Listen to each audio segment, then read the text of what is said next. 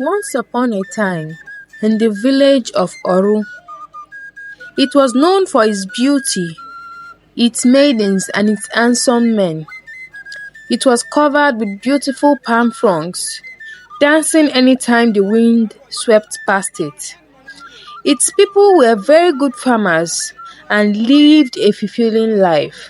The king, Ikem, was strong, handsome, and kind. He always sat on his throne, and next to him sat his beautiful wife, Queen Nkechi, whose beauty was a thing used in telling stories by storytellers. It was even said that she had about 50 suitors in her youth. They even had to wrestle it out before she married the king. Their daughter Ogazi was a perfect mixture of her parents, tall like her father and elegant like her mother, the queen. Ogazi was a beauty to behold. Whenever she stepped outside of the palace, she would make people stare at every stop. She had rejected several suitors, hoping to find true love, but all the men that kept coming were just there for her father's wealth. This made the king and queen very worried because Ogazi was approaching the ripe age of marriage. All her age mates who were not princesses were already married, talk more of the princess who was known for her beauty and the wealth of her father. Her best friend, Amaka, was always by her side. They did everything together. They went to the stream together, they cooked together, and even went to the marketplaces together. Ogazi did all this happily, even though she was a princess. One day at the market square, Ogazi met a young man, dancing happily and drumming together. She soon took a liking to him and always hurried to the market square just to see him drum. Emeka the drummer soon noticed her beauty and charisma, and a friendship was formed. They did everything together, dancing and singing at the market square. Amaka got jealous of Ogazi once she heard about their plans to get married. The jealousy and hatred consumed Amaka.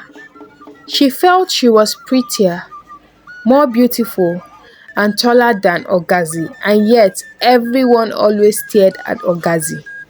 She knew she wanted to do something. She had to do something to stop Ogazi from getting married to a handsome man, someone that was known far and wide, even though Ogazi had no idea that Emeka was a very rich man. Amaka thought about what to do day and night, and finally, she got an idea. She found a notorious criminal with whom she planned to lie against Emeka for stealing, which will automatically disqualify him as a suitor to the princess. On one sunny day, Emeka went happily to the market with the hope of seeing Ogazi, his one true love. Soon, a woman screamed that her cowries had been stolen. Amaka pointed fingers at Emeka, claiming she had seen him take the cowries. Immediately, Emeka's bag was searched, and cowries were found just like the woman had said. Emeka was beaten thoroughly, and his clothes were torn. He cried bitterly that he was innocent, but no one paid attention. No one cared to listen to him or what he had to say for himself. They just kept screaming, "Thief, thief, thief, thief, thief, thief." Some hit him with broken knives, some hit him with broken pots, and some even had to bring large sticks to hit him. He was soaked in his blood and was soon taken away to the palace, where he will be locked away until the king releases him. Ogazi heard about the incident. She cried bitterly because she knew a disgraced thief could not be a husband. Her father won't approve. She wept day and night and was only consoled by her mother, Queen Nkechi, and her friend, Amaka. She wept from morning till night, and soon the king just decided to have mercy. He let Emeka to be released from the jail, but told him never to show up at the palace again.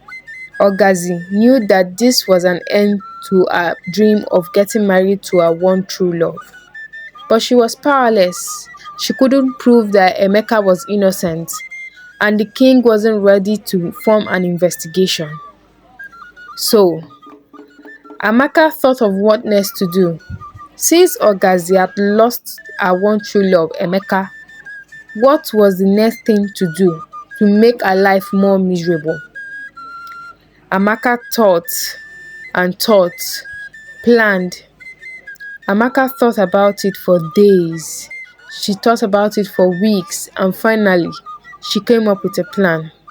Amaka planned with the notorious criminal to disguise as a wealthy man from another village and come to the palace and ask for Ogazi's hand in marriage. And make sure the king accepts him as a potential son-in-law. The notorious criminal, Chike, found it hard to believe that the king would accept him, but Amaka assured him, telling him that the king would accept any responsible man that presented himself to the king because he wanted Ogazi to be married. The notorious criminal, dressed in a gorgeous clothes, came with several fake gold and silver, and because the king could not verify if they were real or not, he fell into that mirage. The king ordered Ogazi to prepare for a wedding to the notorious criminal Chike. He didn't know he was a criminal, but he just wanted Ogazi to get married and forget about Emeka the drummer. Ogazi cried for days. She wept bitterly. She refused to eat or drink, but she could do nothing because the king's words were final. She had to marry the criminal, even though he presented himself as a very wealthy man. But the thought of Emeka the drummer would never leave her. But she kept hope alive. She had the plan that when she eventually marries Chinedu, she was going to make his life a miserable hell, that eventually he was going to send her back to her parents. Ogazi, helpless, lonely and confused, finally agreed to marry Chinedu. On the set day of the wedding, the palace was cleaned up. The palace was arranged in the most beautiful decorations ever.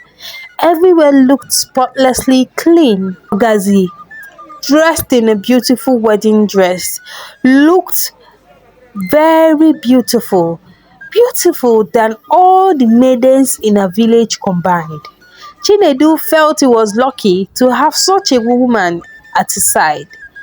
He eventually took Ogazi home after the elaborate wedding, which had people from various towns coming into the palace to witness the union between Ogazi and Chinedu, the fake royalty that came to the kingdom. Ogazi, in tears, after dancing and wishing everyone well, packed up her belongings and followed her husband to her new home. But when she got there, she noticed that things were not looking as rosy as Chinedu presented to the king. In fact, his house was like that of a leper. He had nothing. He had no furniture. He had nothing. He doesn't even have a well-made bed. Ogazi found out the deceit, but it was too late because she had already left her kingdom and followed this monster to his own house. Ogazi knew that everything had crumbled for her, but things only got worse. Chinedu had a very terrible plan for Ogazi. He knew that Ogazi was a virgin, so he planned to sell her as a sex slave to various men so that he can make money and thrive. Ogazi, sad and chained in her room, she couldn't go anywhere. She tried to escape, but she was locked up in a room and she couldn't move. She wept for days. She cried for days, but not even water was given to her. Chinedu warned her to prepare herself for her first ever customer was going to come that day. On the third day, at night, the stars were in the sky, the wind was blowing gently. Ogazi's heart was aching of pain, betrayal, and loneliness. She sat in her room weeping when Chinedu knocked on her door. Ogazi, Ogazi, your first customer is here, Chinedu said. She braced herself for what is to come because she had no choice. This man was evil, and evil was what he gave. The customer entered, looking very wealthy, looking very plump, but covered his face. He told Chinedu that it would take only a few hours and he was going to pay him twice the price. Chinedu smiled. Really? Try really? Twice the price for this princess that looks terrible. Well, it is your choice, Chinedu said and walked away. The stranger locked up the door and sat down, and Ogazi, frightened, backed into the wall and was shivering because she had never experienced such in her life. The stranger removed his veil, removed his nose cover, and behold, it was Emeka the drummer. She screamed for joy and rushed and embraced Emeka the drummer. Emeka told her that he had come to save her from these shackles. He gently covered his face again and told Ogazi to prepare a bag and act like she was enjoying his companionship. Ogazi soon started laughing, and Chinedu thought that everything was going perfectly well. He closed the door and stepped out to his friend's house to go and take wine before he came back home for the night. And that was the opportunity. Emeka took Ogazi and left the compound, and they ran on his horse. They ran and ran, and the horse understood that this was a crucial time and they never stopped for anything. When they finally got to the village, Emeka the drummer took Ogazi to the palace. He explained everything to the king, and the king was furious. He ordered the securities to immediately arrest Chinedu the criminal. When they got to Chinedu's house, he tried to fight with them, but he eventually lost his life when one of the security men shot at him. That was the end of Chinedu's life. He died in a gruesome and terrible manner. Emeka told the king that he was still interested in marrying his one and only love, Ogazi. And the king accepted because he had come to realize that everything that he had known so far turned out to be false. Amaka, hearing everything that had happened, was too ashamed to show up at the palace. She found a time when Ogazi was going to be alone in her room in the palace without servants lurking around. She pleaded with Ogazi to please forgive her. Ogazi told her she had forgiven her, but she would never accept her as a friend again. The news spread throughout the village of Amaka's involvement in Ogazi's predicament.